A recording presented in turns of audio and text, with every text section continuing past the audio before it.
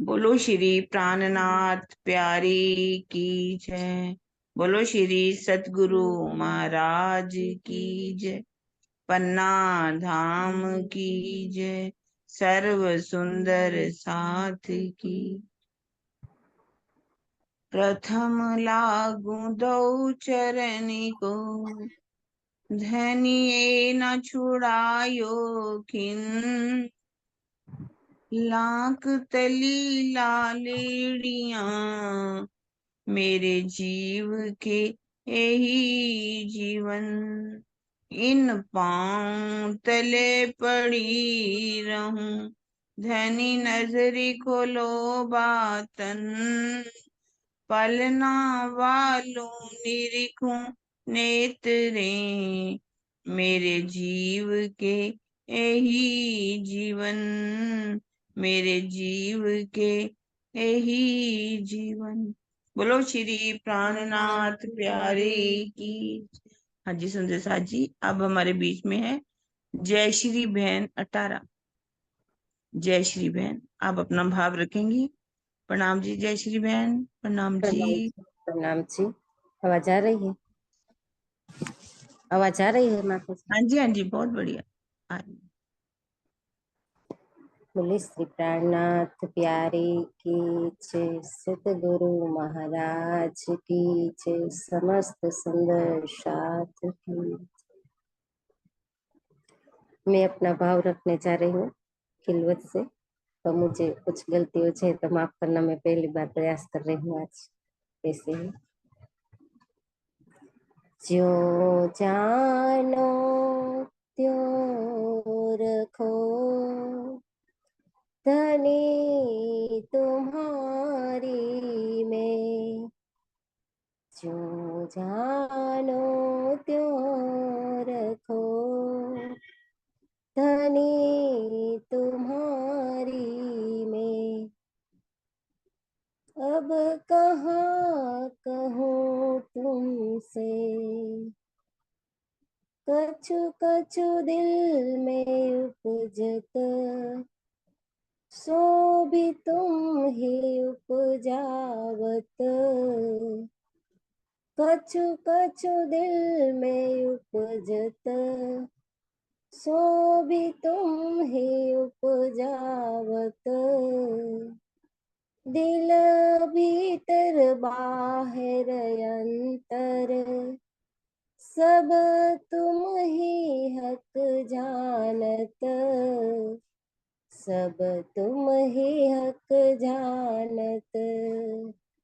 जो जानो त्यों रखो, धनी तुम्हारी में। मैं बीच फरामोशी में, तुम आए सूरत बदल।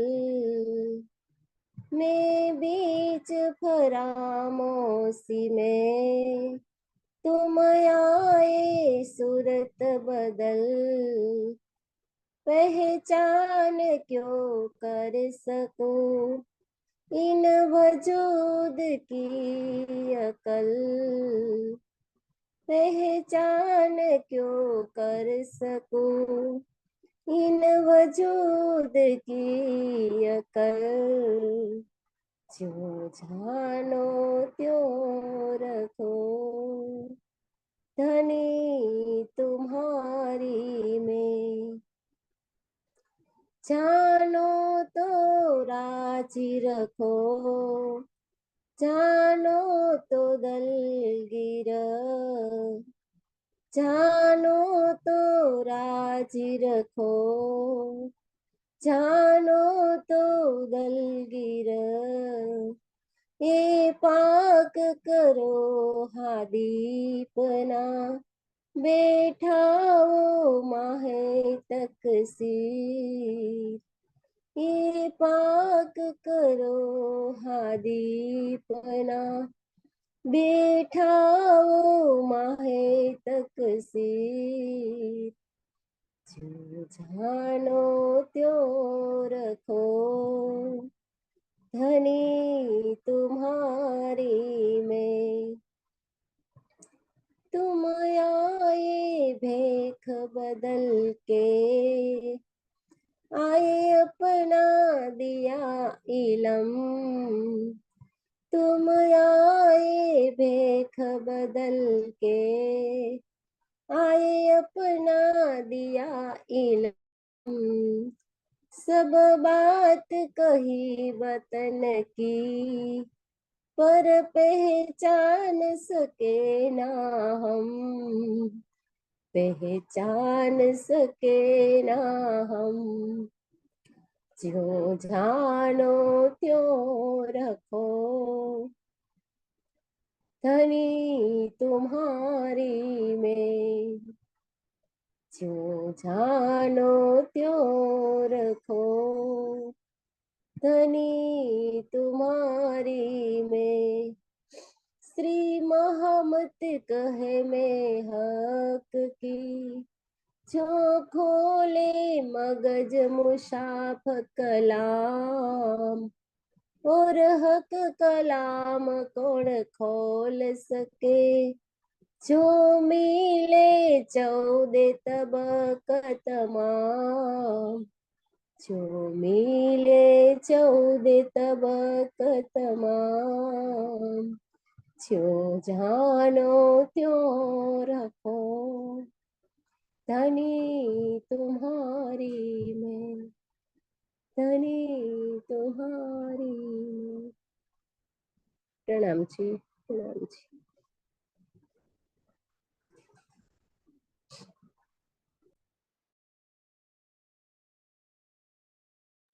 भाव से भरा हुआ बहुत ही सुंदर वाणी गायन।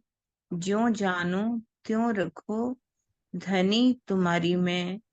एक कहने भी को ना कछु, कहा कहूँ तुमसे। मुझे ये लाइन बहुत अच्छी छुपाई लगती है।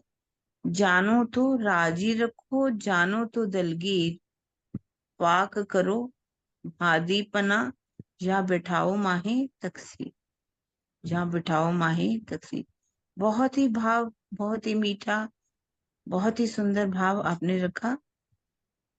जय श्री बहन जी, आप हमारे बीच में। मीनू जी, अब शुरू करते हैं हम अपना कीर्तन। देह हाँ की उपयोगिता क्या है? हाँ जी, बिल्कुल। हाँ जी, सुंदर साथ जी, प्रणाम जी। अब हमारा कीर्तन में प्रकरण शुरू हो रहा है। ये 33 खत्म हुआ था, 34 प्रकरण शुरू हो रहा है। अब देह की तरफ का जवाब। रे जीव जी, तमे लागी दाज मुझ बिछड़ते, पर मैं खाक हुई तुम बिन। तुम मोही सो न्यारे भये, मोहे राखी नहीं किन खिन। देह जीव से कहती है कि हे जीव, मुझसे अलग होते समय तुम्हें अवश्य ही कष्ट हुआ, लेकिन मैं क्या करूं? मेरा अस्तित्व तो तुमसे ही है। तुम जैसे ही मुझसे अलग हुए, किसी ने एक क्षण के लिए भी मुझे घर में नहीं रहने दिया।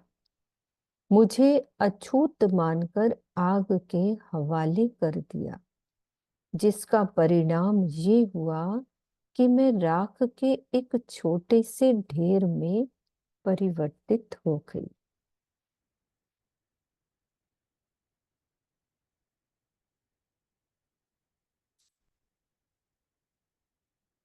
मेरी सेवा जो करते साथीड़े, फूलड़े बिछावते सेज, शीतल वाई मोहे ढोलते, तिन जारी रेजा रेज।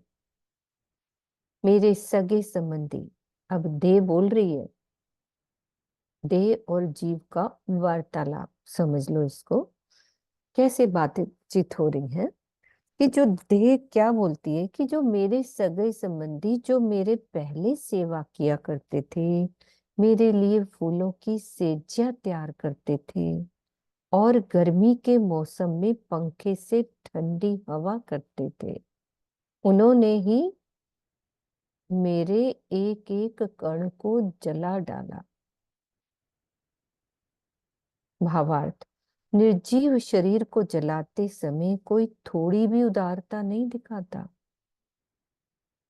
फूलों की सेजिया बिछाने का मूल भाव ये होता है कि फूलों की तरह कोमल, स्वच्छ और सुगंधित सेजिया तैयार करना। एक बाल टूटे दुख पावते, तिन जारी ले खोरने हाथ, मनुए उतारे या विद, मेरे सोई संगी साथ। फिर क्या कह रही है देव, कि मेरे सगे संबंधी जो पहले एक बाल टूटने पर भी दुखी हो जाते थे, उन्होंने ही अपने हाथ में लकड़ी लेकर मुझे अच्छी तरह से जला दिया। सिर पे ही मारते हैं ना लकड़ी जब जलाते हैं तो। इस प्रकार सब ने मुझको अपने मन से निकाल दिया। मैं पाले प्यार करके सो वैरिड़े भये तिन टाल, मोसो तो राख्यो ए सनमंद, तुम्हें डारे ले जम जाल। फिर क्या कह रही है कि जिन पारिवारिक संबंधियों को मैंने बहुत प्यार से पाला था, वे उसी समय यानी शरीर छूटने के समय मेरी वैरी हो गए। मुझे तो उन्होंने आग में जलाकर राख कर दिया, तथा तुमको, तुमको से मतलब जीव को, मृत्यु के बंधनों में पड़े रहने दिया।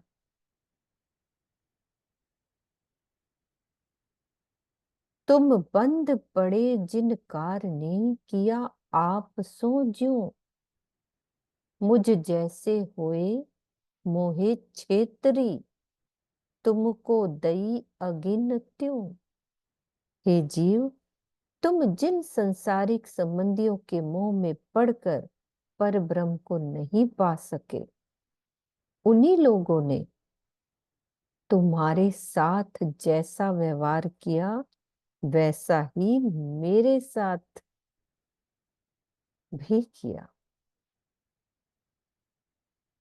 मेरी तरह ही छलिया बनकर उन्होंने मुझे छला, अर्थात अग्नि में जलाकर राख कर दिया, और तुमको जन्म मरण की दुखमयी अग्नि में जाल डाल दिया। हाँ जी नीरू दीदी।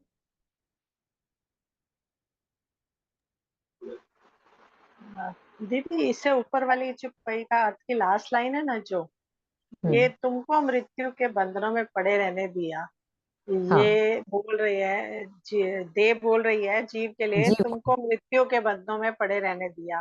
तो 24 मतलब लाख यूरेनियम। रिश्तेदारों ने कैसे मृत्यु के बंधनों में पड़े रहने दिया? वो क्या कर सकते हैं जीव के लिए छूटने के नहीं, बाद? मतलब उन्होंने पार ब्रह्म की पहचान नहीं होने दी ना। तो क्या हुआ, जीव 84 लाख योनियों में क्या बार बार मरता है जीता है, वही ना जिसके ये लिए तो हम मरते हैं। जीते जी जो मर रहा है, जीते जी उसको अपने जीव को पहले मृत्यु के बंधनों से पार करने के लिए करना पड़ता है ना प्रयास। नहीं मतलब मतलब वो तो अगर कह रहे हैं मेरा जीव वो। छूट रहा है, मेरा जीव छूट रहा है, हम्म, तो मेरे रिश्तेदार मेरी देह को तो जलाएंगे, वो तो उनका फर्ज है। लेकिन मेरे जीव को वो कैसे पार लगा सकते हैं? वो तो मुझे जीते जी करना था ना वो काम। नहीं, ये कहने बात नहीं का तो कही नीरू, ये बात नहीं कही, ये बात नहीं कह हाँ, रहे। वो कह रहे जिन पारिवारिक मोह माया में फंस करके, संबंधियों में फंस करके, जिनको तुमने बहुत प्यार से पाला, सगे संबंधियों ने, है ना, वो आखिर में तो वो भी वैरी हो गए शरीर छूटने के बाद। वो क्या करते हैं, मिल करके, सारे मिल करके जला करके राख कर देते हैं। ये तो क्लियर है। इनके बंधन में फंस कर करके तुमने पार ब्रह्म का ध्यान नहीं किया, मोह में फंसे रहे सगे संबंधियों के कारण। समझ आई? सगे संबंधियों के प्यार में फंस करके उन तुमने परमात्मा को जो नाम लेना चाहिए था, ध्यान करना चाहिए, तो वो तो नहीं किया। अब जब शरीर ही छूट गया तो सारे वैरी तो बन ही जाते, जला करके राख कर देते। वो क्या करेंगे, उनका तो काम है यही करना, नहीं तो बदबू आएगी, कीड़े पड़ जाएंगे। मतलब शरीर को तो जलाना ही देह पड़ेगा। जीव को पर कह रही जीव है को तो कि बंधन में डाल दिया ना, जीव तो बंधन में फंस गया ना। जीव को तो आवागमन के चक्कर में फंसना ही पड़ेगा, क्योंकि उसने नाम ही नहीं लिया परमात्मा का। अगर वो उसने भी नाम नहीं बेचारे लिया तो, तृष्णाओं में फंसे रहे हैं। अगर उसने नाम नहीं लिया और वो हाँ, बंधनों में उनकी बात फंसा की रह गई, जाता। उनकी बात की गई, उनकी बात की गई। ठीक है ना। क्योंकि ठीक है, इसी प्रणाम। चुपाई से अगला लिंक भी है ना नीरू दीदी, ये वैसे इसी आगे वो कह रहे हैं कि हे जीव, तुम जिन संसारिक संबंधियों के मोह में पड़कर परब्रह्म को नहीं पा सके, उन्हीं लोगों ने तुम्हारे साथ जैसा व्यवहार किया मेरे साथ भी वैसे ही किया।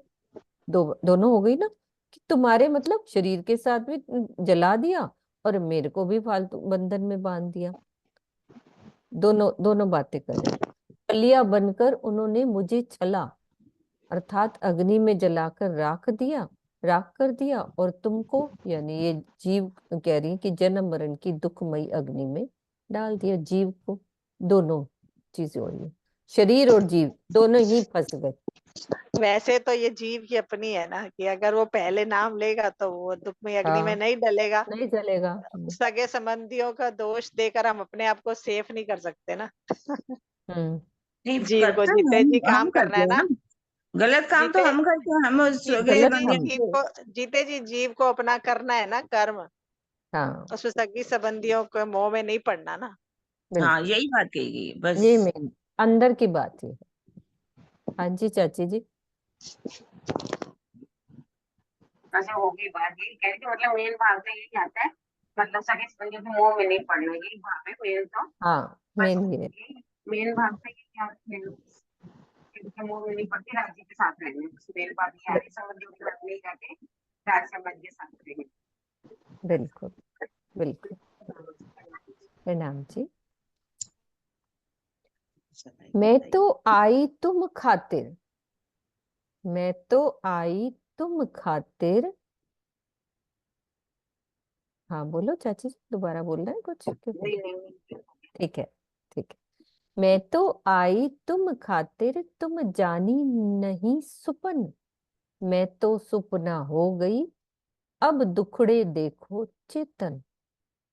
हे चेतन जीव, मैं तुम्हारे लिए धर्म और मोक्ष का, अब कौन कह रहा है? ये शरीर बोल रहा है ना। मैं तो आई तुम खातिर, वो कहते हे चेतन। दे बोल अब रही है। दे, अब दे बोल रही क्योंकि आपस में जवाब चल रहे हैं। हे चेतन जीव, मैं तुम्हारे लिए धर्म और मोक्ष का साधन बनकर आई थी। नश्वर शरीर की महत्ता को तुमने नहीं समझा। तुमसे अलग होने के बाद तो मेरा भी अस्तित्व समाप्त हो गया और तुम्हें जन्म मरण के दुखमयी चक्र में भटकने की स्थिति बन गई। यद्यपि शरीर नश्वर है और रोग वृद्धावस्था आदि के कारण दुखमयी है, फिर भी यदि इसका सही उपयोग किया जाए तो ये ब्रह्मानंद प्राप्त करने का साधन भी है। इसके बिना परब्रह्म प्राप्ति की कल्पना भी नहीं की जा सकती। साधन बनाना चाहे शरीर को तो इस साधन भी। फिर कह रहे कि पहले क्यों न संभारिए, काहे को पड़िए जम फांस, लाख चरो 84 अग्नि, तित जलिए न कीजे बास। हे जीव, यदि तुमने अपने को संभाल कर अध्यात्म के सत्य मार्ग पर चलाया होता तो मृत्यु के बंधन में नहीं फंसना पड़ता और 84 लाख योनियों की दुखमयी अग्नि में जलकर नहीं रहना पड़ता। तो भावार्थ में बता रहे हैं कि यजुर्वेद के पुरुष सूक्त में कहा गया है कि तमेव विद्यत्वाति मृत्यु में ति, अर्थात उस ब्रह्म को जानकर ही मृत्यु के बंधनों से मुक्त हुआ जाता है। नान्यः पंथा विद्यतेनाय, अर्थात इसके सिवाय अन्य कोई भी मार्ग नहीं है।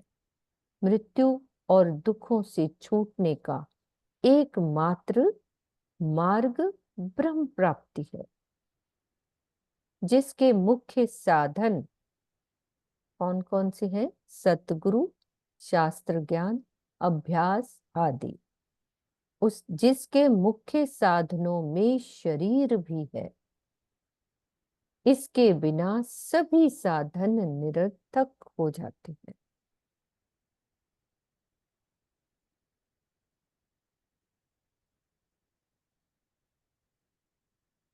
हाँ जी सुषमा। प्रणाम। ये मुख्य साधन के बारे में किरण माता जी एक बार बताना, जो बताए हाँ ना सतगुरु शास्त्र। हाँ जी बताओ दीदी। देखिए, हमें सच्चा सद्गुरु मिलना चाहिए। यदि हमें ब्रह्म की प्राप्ति करनी है तो मुख्य साधन बताइए सतगुरु। ये तन है विष की बेलड़ी, गुरु अमृत की खान, सिर दिए सदगुरु मिले तो भी सौदा सस्ता जान। यदि वो सच्चे सदगुरु हमें मिले परमहंस अवस्था में, तो हमें वो पूरी माया और ब्रह्म की पहचान करवा देंगे। हमारे शरीर की सार्थकता कैसे हो सकती है, वो हमें करा सकते हैं पूरी तरह से। और शास्त्र जितने भी धर्म ग्रंथ हैं, उनकी धर्म ग्रंथों से भी तो हम परमात्मा को कैसे पाया जा सकता है, परमात्मा को पाने का साधन क्या है, वो पारब्रह्म का धाम क्या है, स्वरूप क्या है, लीला क्या है, हर चीज को हम शास्त्रों का अगर ज्ञान होगा तभी तो जान पाएंगे। फिर शरीर के द्वारा हम अभ्यास पूरा करेंगे, योगाभ्यास करेंगे, अपने सांसों को ठीक करेंगे, मन को एकाग्र करेंगे। यदि मन एकाग्र हो जाएगा, हमारी गुण अंग इंद्रियां सब, यही तो हमारे शरीर के अंदर तो जो भी साधन है, चाहे हमारा अंतस्करण है, चाहे हमारी इंद्रियां है, चाहे हमारे तीन गुण है, सबको हमें पारब्रह्म की तरफ लगाना पड़ेगा। तो ये शरीर एक साधन ही है ना, शरीर के द्वारा ही तो कर सकते हैं हम, है ना। अगर ये हम नहीं करते तो कोई भी साधन और कर लो, निरर्थक है। सच्चे सदगुरु का होना बहुत जरूरी है, शास्त्रों का ज्ञान होना जरूरी है, और शरीर के द्वारा हम अपना पूरा अभ्यास करके इस साधन से साधना कर सकते हैं। पूरा योगा मतलब कर सकते हैं, ध्यान लगा सकते हैं, चितवन लगा सकते हैं, अपनी इंद्रियों को जीत सकते हैं, अपने अंतस्करण को साफ सुथरा कर सकते हैं, मन को जीत सकते हैं। तो इस तरह से ये साधन हमें मिले, ठीक है, समझ आ गई ना। इनके बिना हाँ तो जी, कुछ भी नहीं कर सकते। हाँ जी।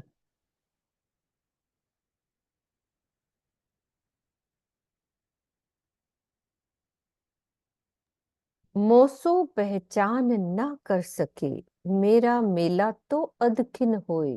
मेरी तो पहचान जाहिर, मुझ जाति देखे सब कोई।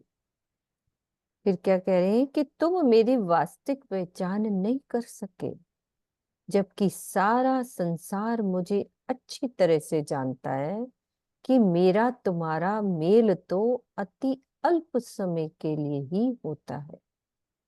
हर कोई निर्जीव शरीर को जलाने के लिए ले जाते हुए देखता ही है।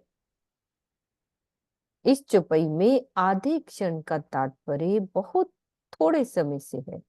मनुष्य की उम्र आधे क्षण के लिए कदापि नहीं होती, मतलब थोड़े समय के लिए। शरीर को जाते हुए तो सब देखते हैं ना, जैसे शरीर छूटता है, जीव को तो कोई नहीं देखता कि वो कहाँ गया, स्वर्ग गया, नरक गया, परम धाम गया, योग माया में गया, कोई नहीं जानेगा। हाँ, शरीर को देखेंगे, वो चला गया। शरीर वहीं पड़ा रहता है तब भी वैसे कहेंगे वो चला गया, उसी शरीर को उठा देंगे, जला देंगे। वो कह रहे कि तेरा मिलाप तो कुछ समय का, पल भर का, अल्प समय का है। वास्तव कहने के लिए कि कुछ क्षमा, इस सृष्टि की उम्र तो कितनी हो ज्यादा, पर हमारी देखा जाए उम्र क्या है, किसी की 50, किसी की 60, 70, 80। मैं तो कह रही कभी कभी तो पैदा होते ही मौत हो जाती है, और कुछ समय जीते हैं तो कुछ और ज्यादा समय जी जाते हैं। तो इसी को कहा कि अल्प समय के लिए। हम्म। तुम जान बुझ मोहे मोही सो, छोड़ के निश्चल सुख। मैं तो आई भले अवसर, पर भूले सो पावे दुख।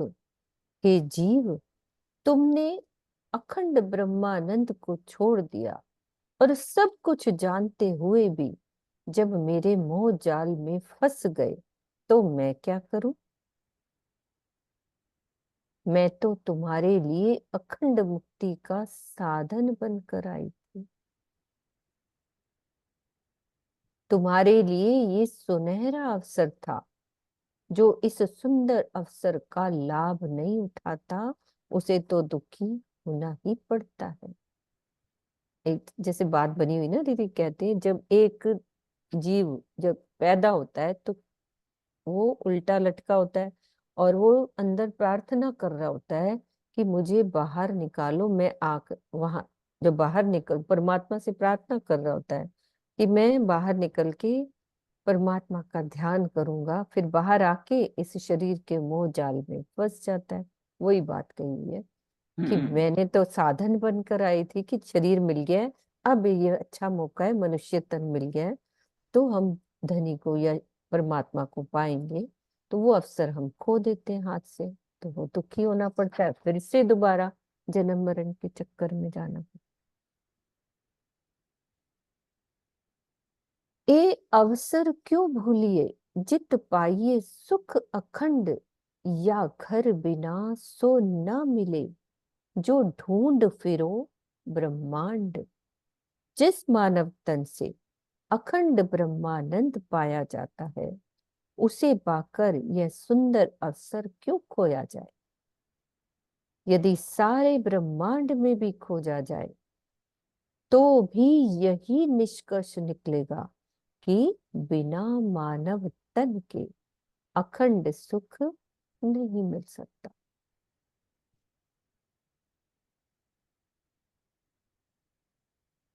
इन पिंड में ब्रह्म दृढ़ किया, निश्चल सुख परवान।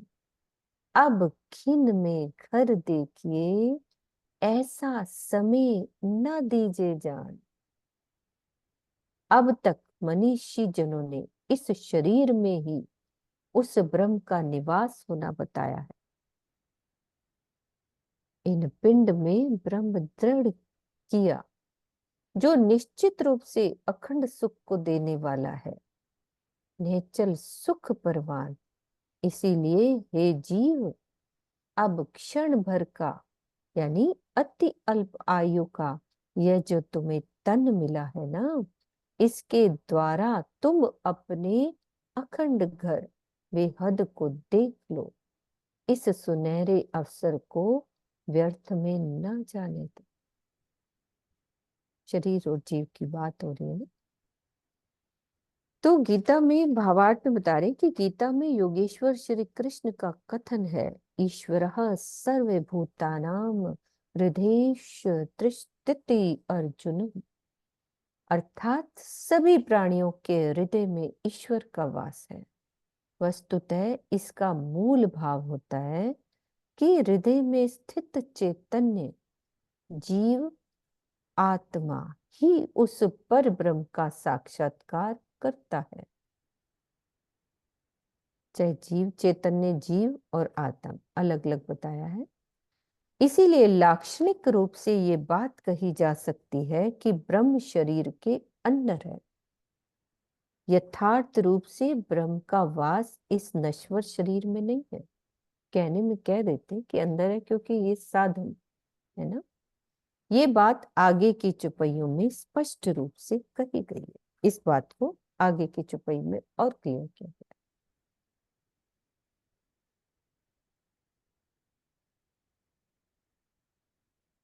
और उपाय कई करो, पर पाइए न या घर बिन। अंदर जाग के चेतिए, ए अवसर अधकिन। हे जीव, भले ही तुम कितने ही उपाय क्यों ना कर लो, लेकिन इस मानव तन के बिना ब्रह्म की प्राप्ति नहीं हो सकती।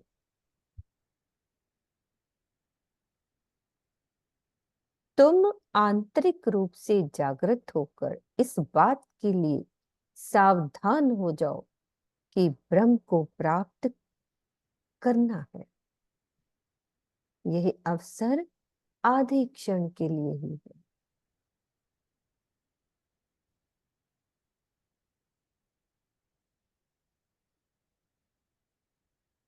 भावार्थ में कह रहे हैं कि शरीर ही जीव का निवास स्थान है, जिसके द्वारा ब्रह्म के साक्षात्कार का प्रयास किया जाता है। आंतरिक रूप से जागृत होने का अर्थ है शरीर और संसार से ध्यान हटाकर अपने निज स्वरूप में स्थित होना। शरीर क्षण भंगुर है, यह किसी भी क्षण साथ छोड़ देता है, इसीलिए इसके साथ को आधे क्षण का कहा गया है। जब तक शरीर है तभी तक ब्रह्म प्राप्ति का उपाय किया जा सकता है।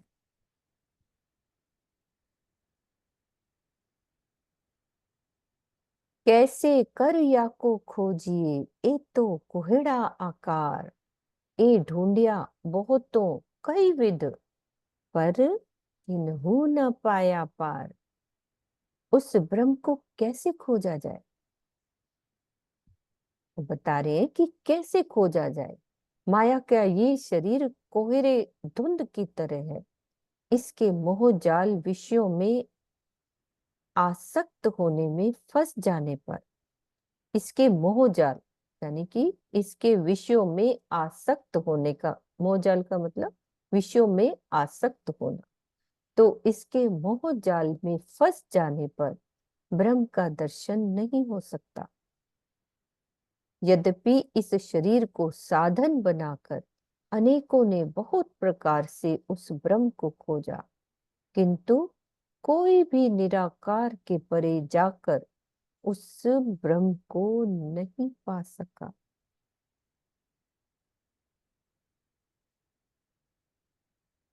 खोजा तो वो तो नहीं, परे होकर, लेकिन पा नहीं सका। वो क्यों? क्योंकि सदगुरु नहीं मिला, शास्त्रों का ज्ञान नहीं था। वो धनी ने हमें ये मौका दिया।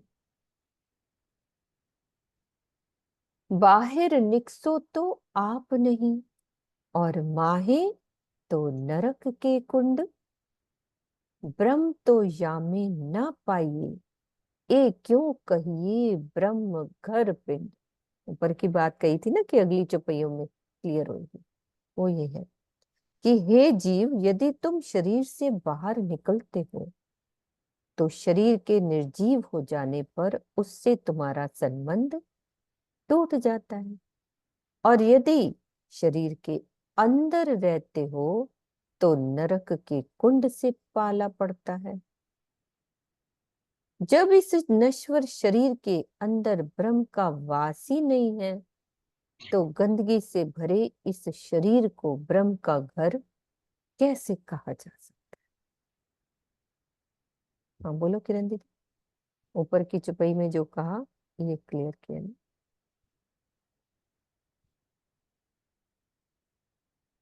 इसमें यही बात कह रहे हैं कि जैसे कि साक्षात जो पारब्रह्म है नूरी तन से है ना, इस ब्रह्म हमारे शरीर के अंदर नहीं है, क्योंकि जैसे ही ये जीव शरीर से बाहर निकलता है तो ये शरीर निर्जीव हो जाता है, इस शरीर से उसका संबंध ही टूट जाता है।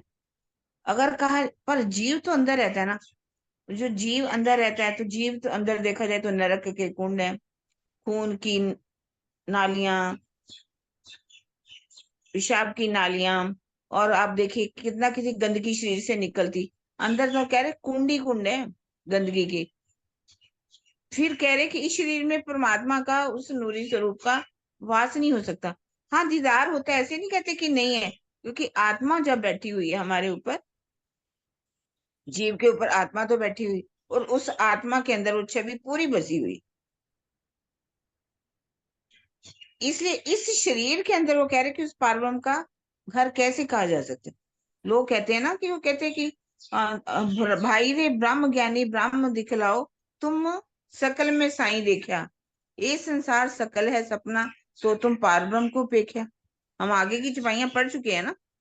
ब्रह्म वेदांतियों को कहते हैं कि हो ब्रह्म भाई रे ब्रह्म ज्ञानी ब्रह्म दिखलाओ, तुमने तो सारे अगर परमात्मा को पा ही लिया, अगर ब्रह्म तुम्हारे अंदर ही है, तुम कहते हो, फिर यदि तुम जब मरते हो, आगे पढ़ा था हमने कि अकेले अकेले क्यों चले जाते हो, सारे संसार को क्यों नहीं लेकर के जाते। फिर यदि ब्रह्म तुम अपने अंदर कहते हो, तो फिर ना तो नरक में कोई फर्क होना चाहिए, ना विकुंठ में फर्क होना चाहिए, ना स्वर्ग में फर्क होना चाहिए। तो इस तरह से वो ब्रह्म की बात की गई है कि जो नूरी स्वरूप में है, उसकी छवि तो हमारे हृदय में है। ऐसा नहीं कि वो भी सबके अंदर तो नहीं है ना, वो भी सिर्फ ब्रह्म सृष्टियों के अंदर है। ब्रह्म सृष्टियों में तो वो आत्मा बैठी, और आत्मा के धाम हृदय में सारी छवि बसी बसाई हुई। इस बात के लिए यहाँ उन्होंने कहा कि ब्रह्म इस संसार अंदर शरीर के अंदर कैसे हो सकता है, क्योंकि अंदर तो नरक के कुंड है, गंदगी से भरा हुआ ये शरीर है, तो ब्रह्म कैसे रह सकते हैं। पवन जोत सबदा उठे, नाड़ी चक्र कमल, इत कईयो कई विद खोजिया, या में ब्रह्म नहीं निश्चल।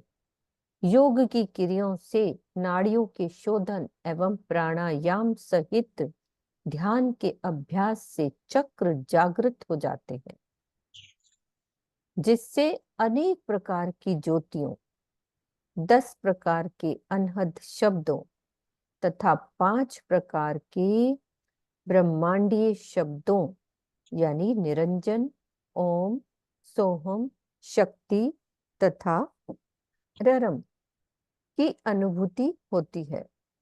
इस प्रकार अनेकों ने कई प्रकार की साधनाओं से उस ब्रह्म को खोजा, किंतु कोई भी इस नश्वर शरीर के अंदर ब्रह्म की उपलब्धि नहीं कर सका। तो 10 प्रकार के अनहद तो प्राणों के घर्षण से उत्पन्न होते हैं। इनको ब्रह्म की आवाज मान लेना बहुत बड़ी भूल है। इसी प्रकार अनेक प्रकार की ज्योतियों का दर्शन भी ब्रह्म की उपलब्धि नहीं है, बल्कि ये ज्योतियां तथा 5 ब्रह्मांडीय शब्द भी प्रकृति के अंदर की ही उपलब्धि है। शरीर में तो वही सब कुछ है जो ब्रह्मांड में है।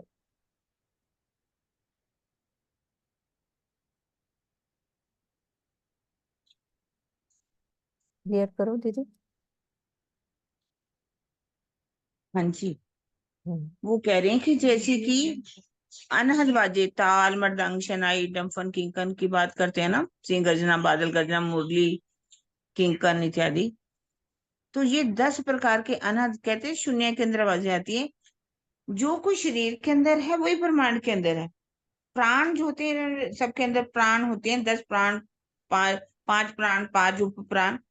तो ये 10 प्राणों के जो अंदर घर्षण होता है ना आपस में जब मिलते हैं, तो उनमें भी आवाजें आती हैं। तो उन आवाजों को कुछ लोग क्या मान लेते हैं कि ये आवाज जो है ब्रह्म की आवाज है। हमने 10 अनाद आवाजें, इतनी मधुर आवाज होती है ना, वैसे कहा जाता है कि ये जितने भी राधा स्वामी मत है, कबीर मत वाले, बहुत से मत वाले जो है, इन्हीं आवाजों को सुन करके उसी में ही मान लेते इति श्री कि हमने परमात्मा का दर्शन कर लिया। और कुछ लोग उससे ऊपर ज्योतियों का भी दर्शन करते हैं, उन्हें ज्योति ज्योति स्वरूप का दर्शन कह देते हैं। तो ये ज्योतियों का, कईयों को मन दिखाई देता है, किसी को चित्त दिखाई देता है, किसी को बुद्धि दिखाई देती है, किसी को अहंकार। मन के अंदर भी ज्योति है, चित्त की भी ज्योति है, और बुद्धि की भी ज्योति है, अहंकार की भी ज्योति है। ये भी किसी को, अगर कहते जो जीव है ना, पता नहीं कितने 10 सूर्य की रोशनी जितनी रोशनी जीव के अंदर होती है। मन की रोशनी कुछ काम सूर्य की तरह होती है, और चित्त की चांद की तरह होती है, और बुद्धि की सूर्य की तरह होती है। और कई जब सूर्य मिल जाते हैं तो उसकी अंदर रोशनी जीव के अंदर होती है। तो ये भी नहीं मान लेना चाहिए कि ज्योति स्वरूप का हमने दर्शन करे तो परमात्मा का दर्शन कर लिया। फिर 5 ब्रह्मांडीय नाम बता रहे, ओम, निरंजन, सोम, शक्ति और ररम। ररम, ये 4 जो हैं, 5 ब्रह्मांडीय नाम हैं। ये राधा स्वामी मत वाले इन्हीं 5 ब्रह्मांडीय नामों को सुन करके सोचते ये प्रकृति के अंदर है, प्रकृति से बाहर नहीं है। ये यहीं पर ध्यान लगाते हैं, यहाँ ध्यान ऊपर लगाते लगाते ये जो दर्शन करते हैं, तो ये भी प्रकृति के अंदर है, निराकार के अंदर ही है। इनको परमात्मा का स्वरूप नहीं मानना चाहिए। और यही कहा है कि जो शरीर में है वही ब्रह्मांड के अंदर। लोग इन्हीं को परमात्मा मान करके इतिश्री मान लेते हैं कि हमने परमात्मा का दर्शन कर लिया। उन्होंने कहा ये दर्शन नहीं है।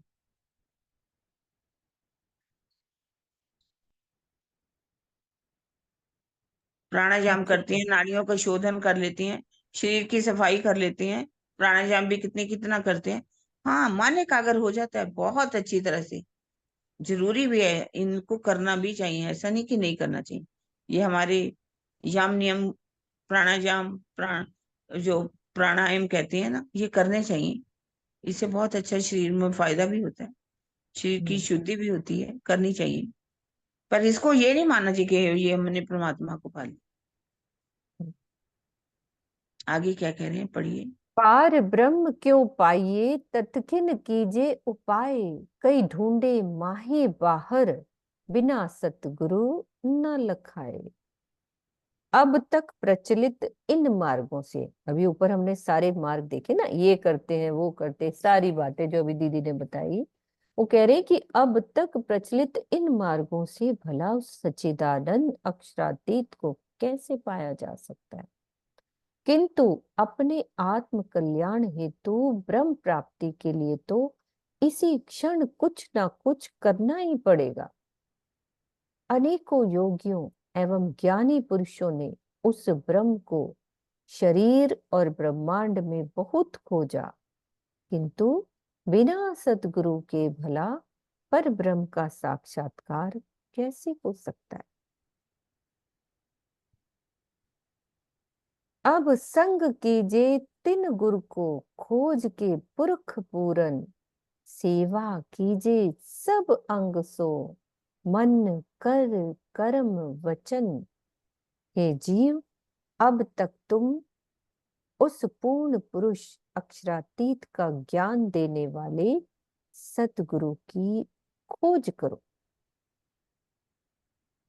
तथा उनकी संगति में रहो। इसके अतिरिक्त परब्रह्म को पाने के लिए सभी अंगों अर्थात सच्चे मन, वाणी एवं कर्म से उनकी सेवा करो।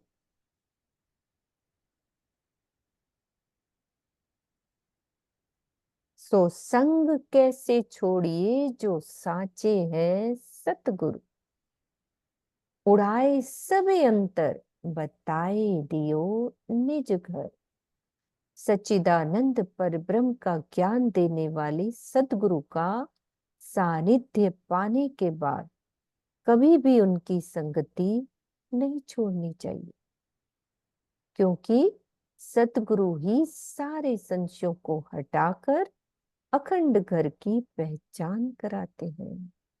उड़ाए सबे अंतर बताए दियो निज घर। पाइए सुध पूरन से पैंडा बतावे पार, शब्द जो सारे सूझहीन सब गम पड़े संसार। सत्य की पहचान तो पूर्ण सद्गुरु से ही होती है। पाइए शुद्ध पूरन से, पूर्ण सतगुरु से ही होती है। वे ही निराकार बेहद से परे परम धाम का मार्ग बताते हैं। उनकी कृपा से ही सभी धर्म ग्रंथों के भेद स्पष्ट होते हैं तथा माया संसार की भी पहचान हो जाती है। ये बात मेरे दिल में आ रही थी कि यद्यपि अक्षरातीत ही मूल सद्गुरु है, किंतु उनका आवेश जिस धाम हृदय में विराजमान होता है, उन्हीं को क्या कहा है? पूर्ण सद्गुरु की शोभा मिलती है। यह पद लौकिक ज्ञान या गादी की अपेक्षा नहीं रखता। जी, अवेश रूप सदगुरु किसको कहा गया था? मूल सदगुरु, अक्षरातीत सदगुरु मेरे श्याम जी हम बोलते हैं। अवेश रूप सदगुरु कौन कौन से बताए थे? धनी देवचंद्र जी एक तो, और श्री प्राणनाथ जी बाद में, तो मतलब इसमें तो फिर पांचों शक्ति पांच भी आ गई थी। शक्तियां। हाँ, से। उसमें तो फिर पांचों शक्तियां, उससे पहले तो एक बार आवेश रूप वो भी कहते थे, उनको भी कहा गया। बाद में उन्हें शक्तियां जब आई तो फिर श्री प्राणनाथ जी के नाम से हो गए ना। तभी बने ही प्राणनाथ जी, तभी कहलाए हाँ ना, जब जी, पांचों हाँ शक्तियां जी, उनके हाँ विराजमान हुई, जी, हाँ तभी जी। वो सद कहलाए, अवेश रूप सदगुरु कहलाए, है ना। इंद्रावती जी के आत्म, जिनके अंदर पांचों शक्तियां विराजमान है ना, वही हाँ जी, हमारे वही वही सदगुरु है। सदगुरु सतगुरु। और पूर्ण गुरु, गुरु किसे कहा गया था, उस दिन हम पढ़ रहे थे, गुरु किसे कहा गया सुनीता जी, गुरु किसे कहा गया। हाँ जी। और सुंदर सा गुरु के लिए बताओ ज्योति दीदी। प्रीति दयाल भी है हमारे साथ। प्रणाम जी दीदी। दीदी, गुरु जो कहा जाता है, इस संसार का ज्ञान देते हैं। जैसे तो माता पिता भी हमारे गुरु हुए पहले, फिर हम जो ज्ञान सीखते हैं वो भी गुरु ही है। तो हमारी वाणी में भी कहा गया गुरु करना चाहिए, तो फिर गुरु हमें वाणी दुनिया का ज्ञान देंगे क्या। नहीं नहीं, वो तो गुरु, वो तो हमारे सतगुरु है जो नहीं नहीं, ज्ञान वाणी में देते अभी अभी थोड़े दिन पहले हमने ये प्रकरण पढ़ा था, जिसमें गुरु की सदगुरु साधु गुरु मतलब गुरु एक चौपाई आई, की दे शास्त्रों का ये जो जो देवे, अलख हाँ, की देवे लख। देवे अलग के अलग। देव अलग। सदगुरु शब्द था, गुरु वो भी तो शब्द आया था। इस तो संसार से परे का ज्ञान देते हैं, जो इस संसार से परे का ज्ञान देते हैं, और माया से छोड़ा के हमें अखंड का द्वार वहाँ प्राण हाँ, प्राण प्रीतम से जो पहचान कराते हैं। हाँ हाँ हाँ, जो उन्हीं से मतलब अपने सदगुरु से जो ज्ञान लेकर के, अक्षय से ज्ञान ये लेकर के, जो भी जैसे कि सूर्य से चंद्रमा जो है सूर्य से रोशनी लेता है ना, ऐसे गुरु जो है उस पारब्रह्म से ज्ञान लेकर के वो ज्ञान सब सुंदर साध को सबको बांटते हैं, तो उनको भी गुरु कहा गया। दीदी आवेश हो गए प्राणनाथ जी, और गुरु इधर हमारे सदगुरु जिस जिस तन से के अंदर राजीव महाराज की हाँ मतलब हाँ, जिन्होंने हाँ उन्हीं जी। से ज्ञान लेकर के, प्राणनाथ जी से ही सब मतलब सदगुरु धनी उनसे लेकर के जो ज्ञान सबसे बांट रहे हैं, तो वो भी गुरु कहलाते हैं। और ये जितने परमहंस ये- महाराज भी हुए, जितने हाँ परमहंस महाराज हाँ, हुए। उनको भी जोश रूप भी सदगुरु भी कहा गया और गुरु भी कहा गया। ऐसा नहीं कि कुछ लोग गुरु को बिल्कुल ही काट देते कि गुरु कहना ही नहीं चाहिए, ऐसा नहीं होना चाहिए। कि गुरु वो भी होते हैं जो उन्हीं से ज्ञान लेकर के हम सबको बांटते हैं, ज्ञान दे देते हैं, उनको भी गुरु कहा गया। जी दीदी, हाँ जी ठीक है सीमा प्रणाम। दीदी। हाँ जी, सीमा खुराना जी, सीमा। हाँ जी। प्रणाम जी, प्रणाम जी, सबके चरणों में कोटि कोटि प्रणाम। सबने बोल ही दिया। जो अलख की देवे लख, जो उस हाँ से मिला दे, जिसकी वहां तक पहुंच होगी वही तो मिला सकेगा, जिसकी पहुंच ही नहीं होगी वो कहाँ मिलाएगा। वही सच्चा हाँ, सतगुरु है, बिल्कुल बिल्कुल, सदगुरु जिसके अंदर साधु राजी कहीं ना ये तो कहीं, अलग। कहीं ना कहीं लीला राजी कर ही रहे हैं। इसलिए कई जगह पे उन्होंने हादी ही बोल दिया, राजी को ही आदि बोल दिया। हम्म, मैं भी पहले कंफ्यूज होती थी, हादी का मतलब तो सतगुरु ही होगा। लेकिन उन्होंने कई जगह वाणी में आया कि हादी का मतलब राजी ही ने आके अपनी पहचान स्वयं ही दी है, और कोई दे ही दोनों नहीं सकता उनकी पहचान। दोनों स्वरूपों को भी दोनों स्वरूपों हादी की करा होगी दिया। ना।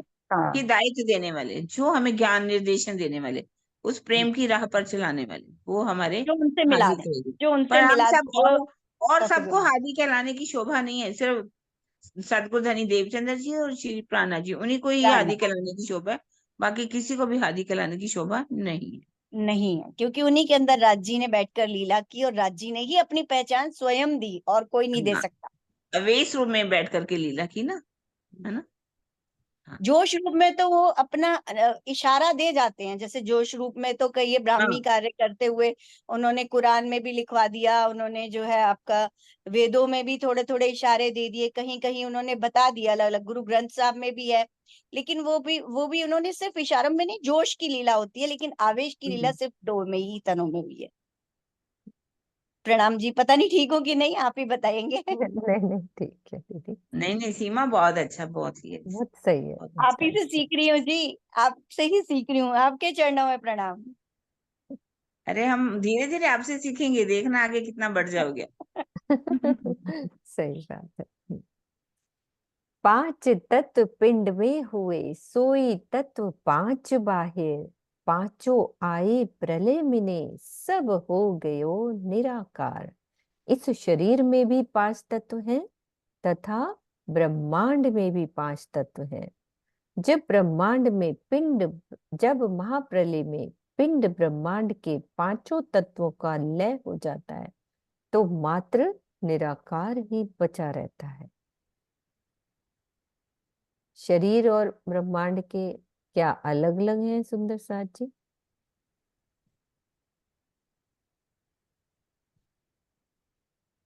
बताओ, 5 तत्व शरीर के और ब्रह्मांड के।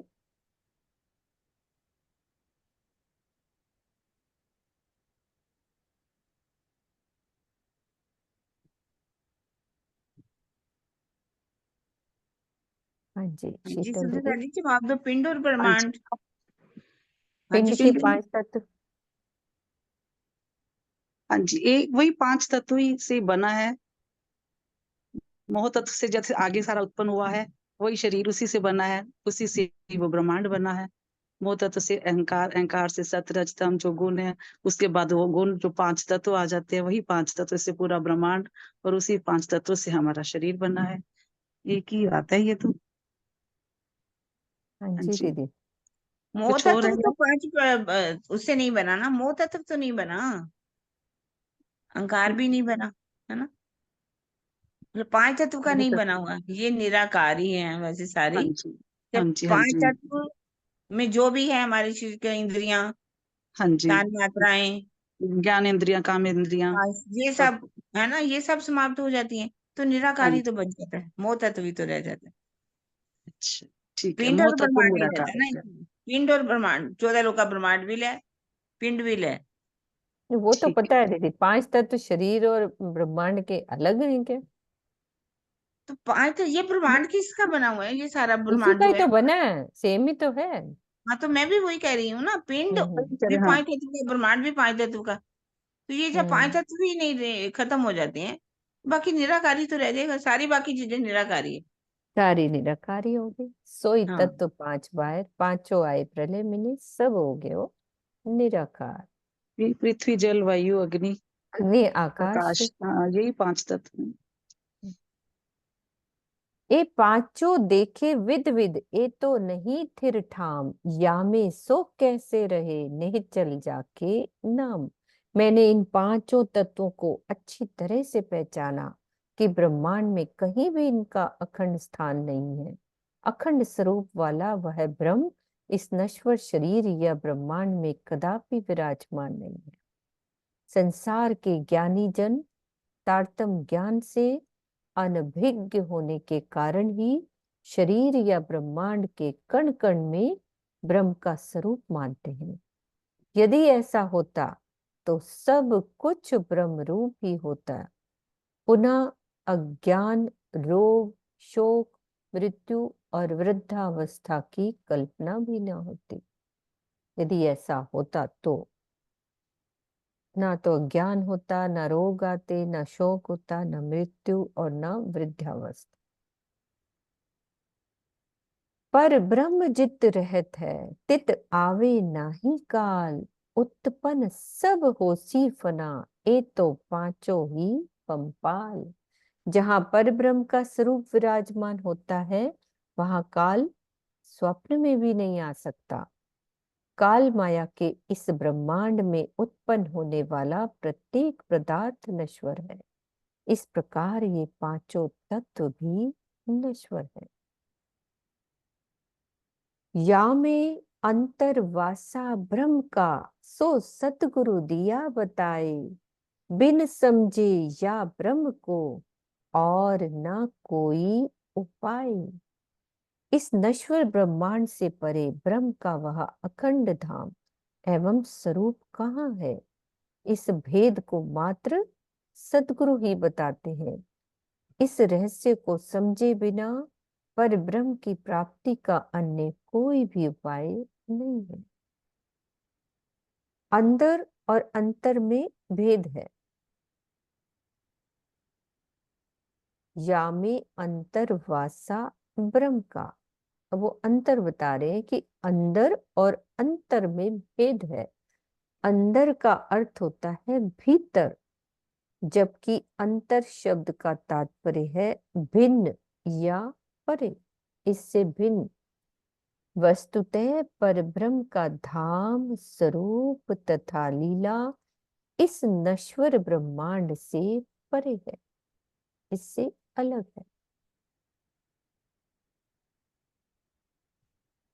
आंकड़ी अंतर्जामी की कबहू न खोली किन, आद करके अब लो खोज थके सब जन।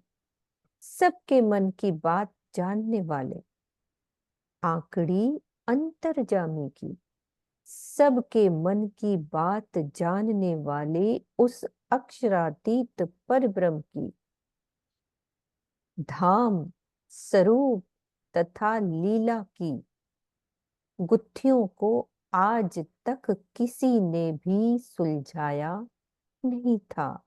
आंकड़ी का मतलब ये है, कौन सी? धाम, स्वरूप और लीला, ये आंकड़ी है। ये गुत्थियों को आज दिन तक किसी ने नहीं सुलझाया था। यद्यपि सृष्टि के प्रारंभ से लेकर आज तक सभी लोग खोज खोज कर थक गए, आद करके अब लो खोज थके सब जन।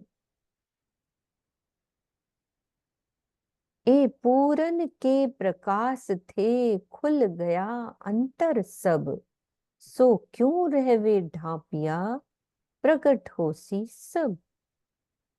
पूर्ण सदगुरु, फिर से आया पूरन के, पहले भी आया था ना, अब दोबारा से। पूर्ण सदगुरु के ज्ञान से सभी आध्यात्मिक रहस्य स्पष्ट हो गए। वह अलौकिक ब्रह्म ज्ञान अब किसी भी प्रकार से छिपा नहीं रहेगा। निश्चित ही वह ज्ञान अब चारों ओर फैल जाएगा। जिनको सब कोई खोजे ही, एक खोली आंकड़ी तिन, तो इत हुई जाहिर जो कारज है कारण। जिस सच्चिदानंद प्रब्रह्म को, पर ब्रह्म को सभी ऋषि मुनि और भक्त जन खोजते रहे, उन्होंने ही श्री महामती जी के धाम हृदय में विराजमान होकर सारे रहस्यों से पर्दा उठाया है। तो इत हुई जाहिर, अब क्या कह रहे? जो कारज है कारण, कार्य कारणवश अक्षरातीत को इस संसार में आना पड़ा, जिससे ब्रह्मवाणी का प्रकटन हुआ। जो कारज है, क्यों आना पड़ा? ये वाली बात है कि पर ब्रह्म के धाम, स्वरूप तथा लीला संबंधी गुत्थियों को आज दिन तक किसी ने भी श्री राज जी के अतिरिक्त स्पष्ट नहीं किया था। श्री जी के अतिरिक्त, श्री जी प्राणनाथ जी के अतिरिक्त स्पष्ट नहीं किया था। माया का खेल देखने के लिए ब्रह्म सृष्टियों को इस संसार में आना क्या है?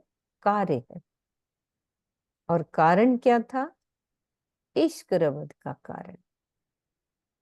इस प्रकार अक्षरातीत के इस नश्वर जगत में आने का मुख्य कारण क्या रहा? ब्रह्म सृष्टियों का आना ही है। वो कितनी अच्छी चुपाई, जो कारज है कारण। तो राजी तो हमारे लिए आए ना सब, है ना। घर ही में न्यारे रहिए, कीजिए अंतर में वास, तब गुण बस आपे हो वहीं, गयो तिमर सब नाश। अब फिर से वही बात होती है, हे जीव, आप इस शरीर रूपी अपने घर में रहते हुए भी इसके मोह से पूर्णतया अलग रहिए और अपना ध्यान इस पिंड ब्रह्मांड से परे परम धाम में बनाए रखिए। प्रीतम पर ब्रह्म के ध्यान से क्या होगा? सत्य, रज और तम। प्रीतम पर ब्रह्म के ध्यान से सत्य, रज और तम, इन तीनों गुणों पर अनायासी विजय प्राप्त हो जाएगी। तब गुण बस आपे हो वहीं, और क्या होगा? त्रिगुणातीत अवस्था प्राप्त होगी। फिर इस अवस्था में आते ही अज्ञानता का संपूर्ण अंधकार भी समाप्त हो जाएगा।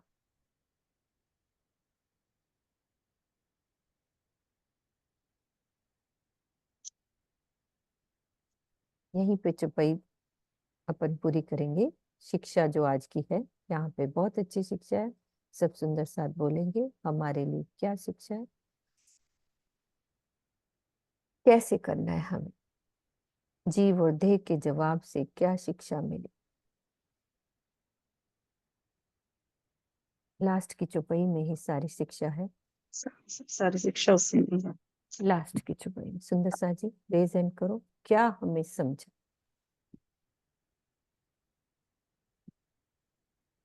उस दिन हमने जीव का करा, देह का, दोनों का।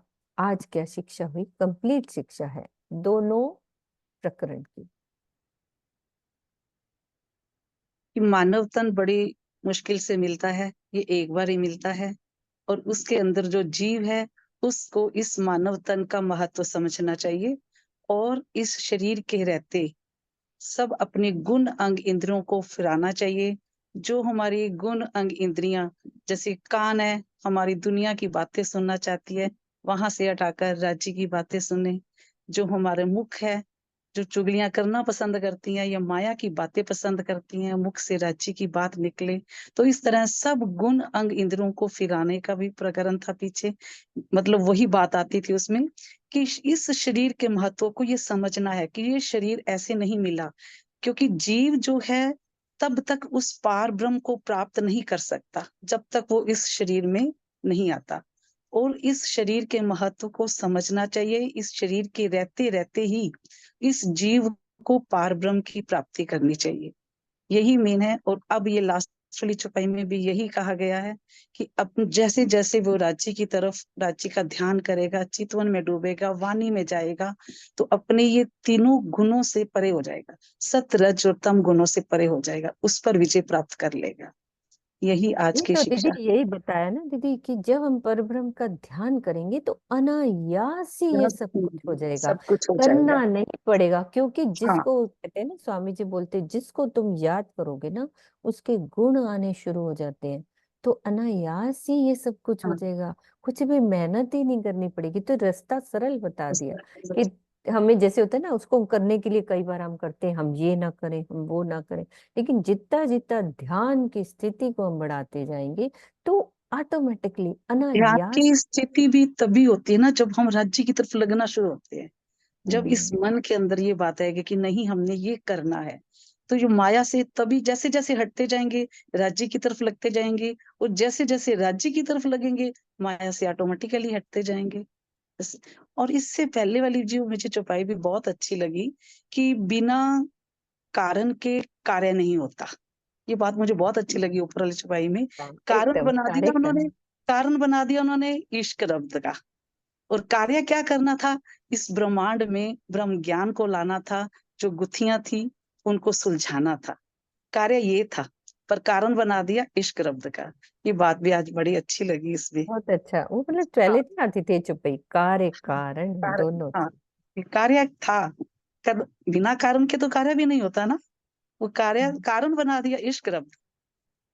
और कार्य करना क्या था, इस ब्रह्मांड में ब्रह्म ज्ञान लाना था, उस अक्षर अतीत की पहचान करानी थी, उस पार ब्रह्म की पहचान करानी थी, जिसको कई ऋषि मुनि सदियों से खोजते आ रहे हैं, उसकी पहचान करानी थी। कारण ये था। प्रणाम जी, प्रणाम हाँ जी। जी, हाँ जी किरण दीदी, हो गया। अच्छी, चले चुपई दोहराए।